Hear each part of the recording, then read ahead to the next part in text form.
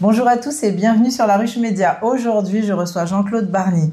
Bonjour Yacine. Ça va Jean-Claude? Très bien. Bon, c'est super. Vous êtes là, à Paris, pour la sortie du film Fanon. On voit l'affiche derrière moi, mais on la voit aussi juste là. Un film important. Après Nègre-Marron, après le gang des Antillais, vous revenez avec un troisième long métrage qui raconte l'histoire de Frantz Fanon. Donc vous avez fait vos armes au cinéma depuis très longtemps, vous êtes autodidacte, vous avez tout fabriqué vous-même et de vos mains, vous savez aujourd'hui ce que c'est que de raconter une histoire comme la sienne. Pourquoi Frantz Fanon et pourquoi maintenant? Et ça fait 4 ans que vous êtes sur ce projet. En fait, je pense que c'est aussi une sorte de confluence d'idées et puis d'énergie, en ce qu'on appelle l'alignement des planètes. Je pense que ce film tombe à point nommé pour plusieurs raisons. La première, c'est que j'attendais aussi d'être mûr de mon cinéma. On s'attaque pas, je parle vraiment que purement cinématographiquement parlant.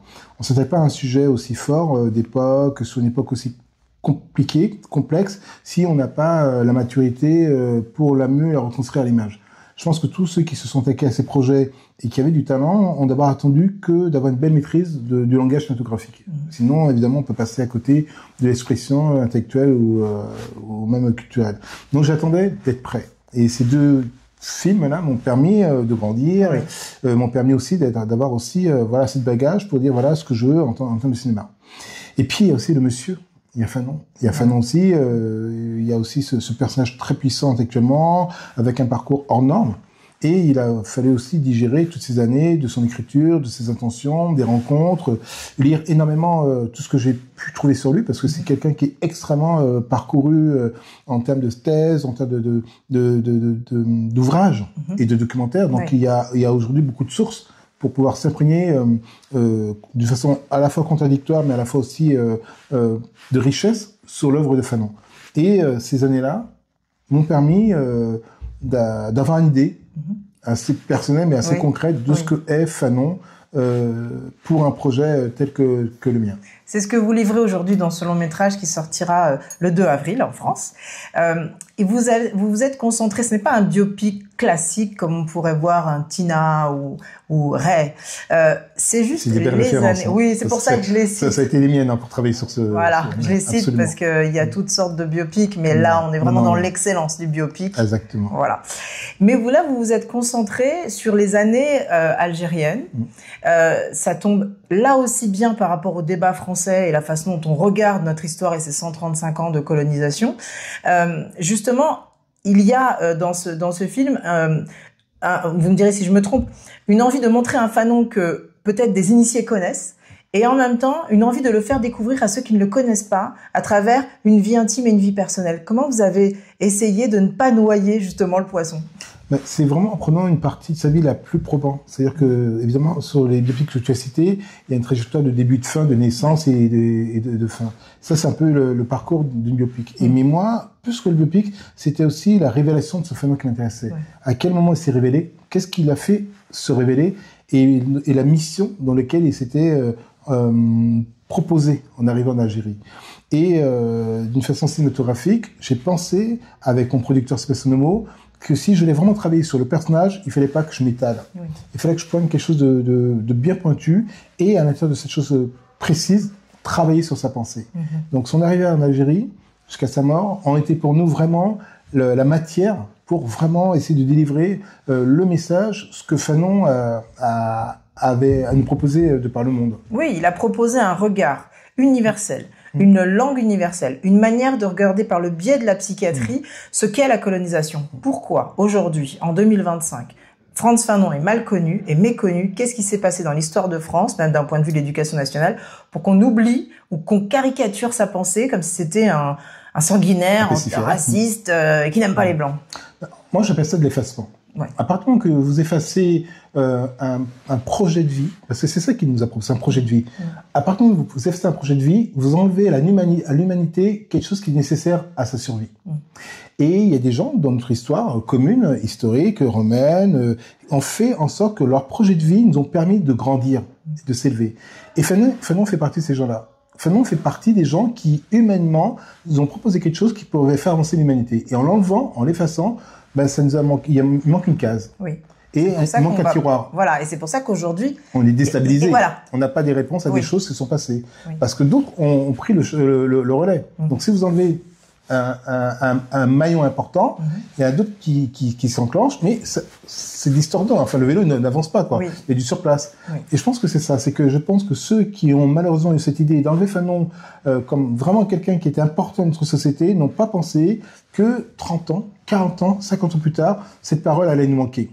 Et aujourd'hui, c'est ce qui se passe. C'est-à-dire que les réponses et les questions que Fanon nous a apportées, elles font aussi écho à ce qui se passe aujourd'hui. En ce moment, exactement. Il y a un regard sur la colonisation qui demande à travers différents documentaires, documents-films. Il y a eu, je ne sais pas si vous l'avez vu, sur France Télévisions, il y a peut-être 1 mois et demi, Colonisation, Histoire française. Alors, c'était en 3 épisodes. Alors, je regarde beaucoup de choses. Alors, mais là, je conseille vraiment à nos auditeurs et à vous-même de regarder cette série parce qu'elle est intéressante. Elle vient regarder notre histoire dans les yeux. Je pense que j'ai vu. Vous l'avez vu, j'imagine. Parce que je vois très bien de quoi. Voilà. Et ça raconte vraiment justement ces effacements et ces manquements, et qui fait qu'aujourd'hui, dans une société aussi clivante, on se retrouve à être pour ou contre. Et le travail de Fanon, voilà, exactement. Et le travail de Fanon, c'est justement de la nuance. C'est justement, vous verrez dans le film, vous allez vous régaler en le voyant, tous les moments où il aurait pu s'énerver, se communautariser, comme dit Baldwin, qui est mon maître à penser, se comporter en victime. Il aurait pu, et à aucun moment il l'a fait, parce qu'il a gardé la médecine en tête et le rapport à l'humain. Donc c'est là où votre film arrive à un moment où le débat est de plus en plus clivé. Par rapport à ça, bon, vous, ça fait 4 ans quand vous avez démarré cette affaire. Le monde a changé en 4 ans. Bien sûr, est-ce que vous êtes content qu'il sorte aujourd'hui, ou est-ce que vous auriez préféré que ce soit dans une ère sous Obama ou sous Hollande, ou voilà, plus assoupli, oui. Voilà, quelque chose. Voilà, est-ce qu'il va être entendu, le film? Voilà. Alors, moi, j'ai un avis évidemment très personnel. Je pense qu'un film n'arrive jamais par hasard. Ouais. Quand un film bouscule la société, c'est qu'il arrive à un moment où on en a besoin. Tous les films générationnels arrivent par surprise, on va dire, mais avec une nécessité qui fait qu'on dit, mais comment vous avez fait pour ce film arrive sur ce point nommé? Et je pense que Fanon fait partie des films qui vont à un moment demander à notre population de bien savoir où on veut aller. Et je reprendrai ces termes-là, on ne demande pas à choisir d'être bien, enfin d'être pour ou contre. C'est un fait historique sur lequel on doit accepter, mais après c'est le destin commun qui va être important. C'est comment ce fait historique on va l'éduquer, comment on va essayer de se l'approprier des deux côtés pour pouvoir avancer et ne pas dire je suis pour ou contre. Le pour ou contre, c'était à l'époque où les faits sont passés. Oui. Aujourd'hui, on ne demande pas d'être pour ou contre, on demande simplement quel avantage on va avoir à communier ensemble. Et je parle pas du tout de ce qu'on pourrait appeler le bienveillance, je appelle ça vraiment le respect de l'être humain. Oui. Le respect de savoir que nous avons tous une culture différente et que nous sommes tous traversaires sur cette terre-là et que demain, l'inverse peut s'opposer. On ne connaît pas l'histoire. Et demain, l'Occident peut avoir besoin d'un terrain de vie, on va dire, aussi bien économique que physique, pour mieux je veux dire, s'épanouir. Oui. Et puis, on sera tous obligés de s'accueillir. Oui. Donc, la parole de Fanon, elle va dans ce sens. Elle va dans un sens du respect de l'être humain et de pouvoir, à un moment, se regarder en face et que les méfaits ou les éradications du passé n'ont plus de place sur une société moderne. On peut plus, enfin, intellectuellement, on peut plus l'entendre. On peut plus l'entendre. Oui. On peut plus. Et justement, la jeunesse, moi, j'incite tous les jeunes à aller voir ce film pour faire connaissance avec leur histoire. Les Antilles, toutes les parties françaises font partie de la France, et c'est très important. Et à travers le Gang des Antillais ou d'Aigues-Marron, c'est ce que vous avez fait toute votre vie, d'essayer de raconter une histoire pour que ça fasse, pour pas trahir l'historicité et regarder notre futur en fait. Donc, s'il y a un texte que vous avez envie de donner à lire à la jeunesse aujourd'hui, de Fanon, ça serait lequel? Moi, je pense que sincèrement, Les Derniers de la Terre, c'est un résumé de tout ce qu'il y a de plus commun dans notre monde actuel. Mais le plus fort, je pense que c'est Peau noire et masque blanc. Je pense que c'est un début de livre sur lequel, alors je dirais entre guillemets, qui est un peu plus digeste intellectuellement que les Derniers de la Terre, mais je pense que pour moi, c'était le premier livre en tant que jeune adulte qui m'a permis de comprendre que la société dans laquelle je vivais pouvait aussi former des citoyens qui étaient aussi force de proposition. Et je pense que c'est ça, c'est que même si en face de nous il y a des claques raciales, même s'il y a une difficulté à se faire entendre en termes de minorité, rien enlève notre intelligence. Rien n'enlève notre intelligence et cette intelligence plaît. Oui. C'est ça qui est fort, c'est que l'intelligence d'autrui nous plaît. Et je pense que c'est ce leitmotiv sur lequel, en tout cas, j'ai envie de partager, c'est que cette intelligence dans laquelle on a une éducation, on a un partage en tant que citoyen, il faut qu'elle soit accepté de part et d'autre. Exactement. Vous avez un beau casting. Ouais. Il y a Monsieur Olivier Gourmet qui est avec vous. L'acteur principal est juste exceptionnel. Ouais. On le confond. C'est étonnant. On arrive à le Ah non, confondre. non, mais hein. moi je suis très heureux parce que c'est vrai qu'Alexandre Bouillet Ouais, c'est fou. a plus qu'une incarnation.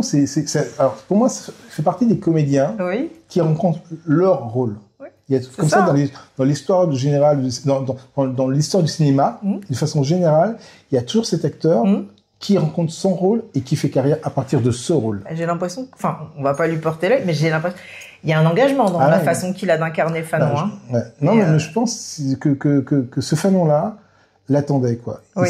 Les deux s'attendaient. Je pense que Monsieur Fanon, Monsieur Docteur Fanon, François Fanon, avait envie d'être incarné par un personnage qui avait sa spiritualité, sa profondeur et puis aussi son charisme. C'est incroyable. Donc c'est vrai que le film est vraiment sera présent à partir du 2 avril. Il faut absolument que tout le monde aille le voir. Olivier Gourmet qui joue un méchant séduisant, c'est vraiment très très bien. Sébastien Mera aussi, voilà, exactement. Déborah François. Déborah François qui joue l'aimée. Médecine aussi. En fait, comme le casting, alors. C'est articulé vraiment avec des... Alors moi, je prends la différence entre les comédiens et les acteurs. Oui. Enfin, les comédiens, c'est comme tout le monde, bon, c'est un travail. C'est un travail dans une industrie. Mais un acteur, c'est pour moi quelqu'un qui a une passion, mais incarnée. C'est quelqu'un qui dépasse même l'entendement, qui peut toute sa vie attendre le rôle qui va le révéler. Un acteur ne cesse de rêver. Un acteur a besoin de cette lumière... mystique qui dit c'est pour moi. Et je pense que le casting est fait d'acteurs. Oui, complètement. Est fait d'acteurs qui, à un moment, attendaient la possibilité de pouvoir défendre un film dans lequel il y avait aussi un débat social d'aujourd'hui. C'est ça, vous n'avez pas ajouté à la facilité. Fanon, l'Algérie, maintenant, 2027, l'ère trumpienne... Non, c'est vraiment une réussite, vraiment. Et puis la facture est très belle. Il y a une très belle photo. Qui est le directeur photo? Alors c'est un jeune chef-op qui est canadien. Et ça, c'est aussi une belle trouvaille. Il s'appelle Ariel Meto. Il doit avoir vraiment 28 ans. C'est vraiment, c'est un trésor. C'est déjà un talent. Un talent. Et puis c'est aussi quelqu'un qui a une sorte de facilité à travailler avec tout le matériel qu'on a à sa disposition. Et je parle de la lumière, mais je parle aussi des mouvements caméra, je parle de la photo. Et puis il y a aussi chez Ariel une compréhension sur le discours. Vous savez, évidemment, quand tu fais un film, on pose des cadres et tout ça, mais il avait le texte en tête et il savait très bien à quel moment il pouvait glisser sur l'autre comédien parce que le texte était important. Voilà. Il avait une sorte de magie d'entendre le texte et d'être là où il fallait avec sa caméra. C'est une danse, en fait. C'est ça. Non, voilà. C'est une danse, vraiment. Bon, moi, exactement. Chacun sait, tous ceux qui me lisent savent que j'ai une passion pour Frantz Fanon. Donc, avec toute l'objectivité du monde, vraiment, le film est réussi. Il faut aller le voir. Ça donne à réfléchir, ça donne à penser notre société et ça réhabilite un monsieur qui a été mal connu, désapprécié, peut-être aussi abîmé par une préface, celle de Jean-Paul Sartre. Peut-être que vous voulez dire un mot là-dessus. Moi, je pense que c'est vrai qu'il était tellement en avance sur son temps. Et ça, il le dit très bien, que l'aliénation fait partie aussi de ceux qui sont colonisés comme ceux qui ne le sont pas. Et je pense que malheureusement, c'est une question qui rentre dans le débat d'aujourd'hui, c'est que la préface de Sartre faisait partie aussi d'un homme qui n'était pas totalement désaliéné par rapport à ce que était la colonisation. C'est super de finir là-dessus parce que ça veut dire que on ne peut pas juger le passé, on peut juste s'en imprégner pour essayer de comprendre le présent. Donc c'est ce que j'aime, une parole universaliste et qui ne montre pas du doigt et qui ne se victimise pas. Merci beaucoup Jean-Claude, vraiment. Merci Yasmine. Et rendez-vous en salle dès le 2 avril pour voir Fanon. Merci, au revoir. À bientôt.